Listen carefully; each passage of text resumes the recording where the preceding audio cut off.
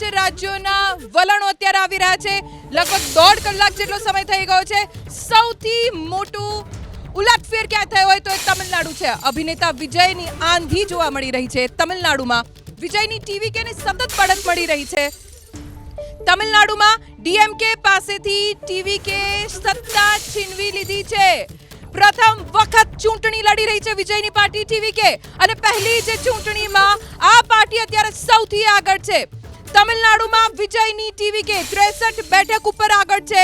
તમિલનાડુમાં ડીએમકે 46 બેઠક અને ટીવીકે એમ કહી શકાય કે પહેલી જ ચૂંટણી અને પહેલી જ ચૂંટણીમાં ટીવીકે 63 બેઠક ઉપર આગળ જીત તરફ આગળ વધી રહી છે. પણ આ હજી શરૂઆતી વલણો છે.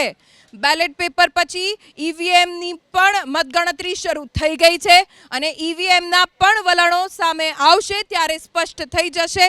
પણ આ સૌથી મોટા સમાચાર, સૌથી સારા સમાચાર અભિનેતા વિજય માટે. પરંપરા અભિનેતાઓની રાજકારણમાં આવીને સક્સેસ થવું વિજયે પણ યથાવત રાખી છે.